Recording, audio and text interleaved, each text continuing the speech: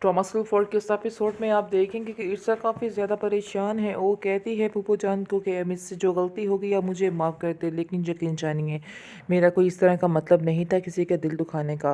हाँ, मुझे ऐसा लग रहा है जैसे आपके दिल में बहुत ज़्यादा बदगुमानी पैदा हो चुकी है मेरे बारे में, लेकिन वो बिल्कुल गलत है। आपको बिल्कुल गलत फहमी हुई है। ऐसी कोई बात नहीं है। जिस पर वो कहती है कि तुम्हें मुझे कुछ सिखाने की ज़रूरत नहीं है, मैं तुम जैसी लड़कियों को काफ़ी अच्छे तरीके से जानती हूँ। और ये बात ज़हन नशीन कर लो, जो कुछ तुम इधर सोच रही हो ऐसा बिल्कुल भी मैं नहीं होने दूंगी। ये सब बातें कमाल सुनने का कमाल जो है वो बहुत ज़्यादा परेशान होगा कि आखिर ईर्षा के साथ इस तरह का सलूक इस घर में क्यों किया जा रहा है। इसके बाद वो ईर्षा को समझाने की कोशिश करेगा और उसको कहेगा कि तुम्हारी इस घर में बहुत ज़्यादा रिस्पेक्ट है, तुम नहीं समझ सकती हो, ये सारा घर तुम्हारा है, तो इसलिए तुम्हें बिल्कुल भी परेशान होने की ज़रूरत नहीं है। अपने आप को संभाल के रखो। यानी कि अगर कोई बात कह भी जाता है, यानी कि फूफो जान अगर कोई बात कर जाती है तो उस बातों को दिल पे मत लेना, क्योंकि उनकी इनका तो इनके इस घर में बहुत ज़्यादा अहमियत है, लेकिन मैं उनकी हर बात नहीं मान सकता हूँ। तुम्हारे अपने हकूक़ हैं और उनके अपने हकूक़ हैं, ये बात अपने दिमाग में बिठा के रखना। हाँ, एज़िल मेरी बेटी है, मैं उससे बहुत ज़्यादा प्यार करता हूँ, लेकिन इसका ये मतलब नहीं है कि मैं उसके पीछे तुम्हें छोड़ दूँगा, क्योंकि मैंने तुम्हें अलहदा मुकाम दिया हुआ है और उसका अलहदा मुकाम है। बहुत जल्द हम उसकी स्टडी कंप्लीट होती है तो उसका रिश्ता देकर उसकी शादी कर देंगे, इसलिए तुम्हें टेंशन लेने की कोई भी ज़रूरत नहीं है इसके बारे में। आगे से ईर्षा बिल्कुल खामोश हो जाती है। उसको समझ नहीं आती वो क्या करे, क्योंकि वो जानती है कि आइज़ल जो है वो कोई ना कोई ऐसी चाल चलती है जिससे लगता है कि वाकई में ईर्षा की गलती हो। और बाज़ दफ़ा तो उसको कमाल से किस कदर ज़लील होने का सामना करना पड़ जाता है। काफ़ी ज़्यादा बेइज़्ज़ती होती है उसकी वजह से, लेकिन वो बहुत ज़्यादा परेशान है और उसको समझ नहीं आ रही कि वो क्या करे। इस बात का ज़िक्र वो अपनी दोस्त से करती है और दोस्त को कहती है कि ये सारा माजरा ऐसे हो रहा है। आगे से वो भी इसको समझाने की कोशिश करेगी और कहेगी कि तुम परेशान मत हो, तुम्हें अपने घर में ही रहना है, जैसे ही रहो, क्योंकि कमाल से अच्छा इंसान कोई नहीं मिल सकता है। ये बात तुम अपने जहन में रखना और अपनी पुरानी ज़िंदगी को ज़रा जहन में लाओ और क्या ज़िंदगी थी और इस ज़िंदगी को जहन में लाओ।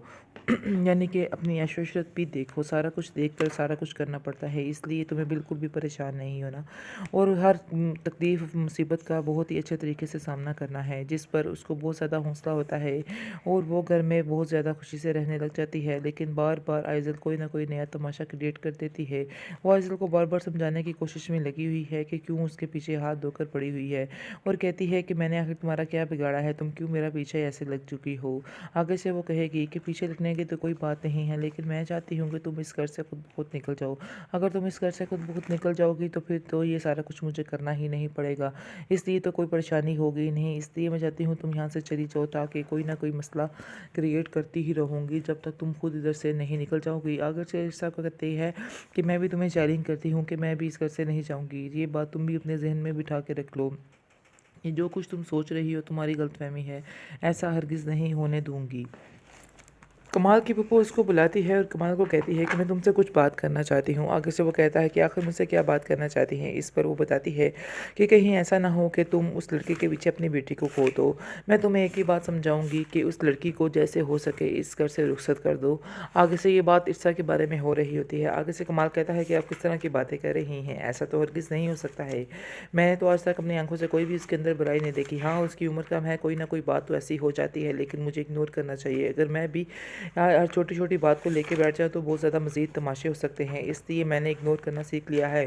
और वो वैसे भी मुझे इसमें कोई ऐसी बात नज़र नहीं आती कि मैं उसको इस घर से बाहर निकाल दूँ। आगे से वो कहेगी कि देख लो, कल को कोई बड़ा मसला बन गया तो फिर मेरा नाम अंदर ना आए। मैंने तुम्हें समझाने की कोशिश की थी और तुम्हें समझाया था, अगर तुम्हें समझ नहीं आ रही तो ये तुम्हारा अपना कसूर है। ये बात अपने जहन में बिठा के रखो, अगर कल को कुछ हो गया तो फिर मैं इस बात की ज़िम्मेदार नहीं होंगी।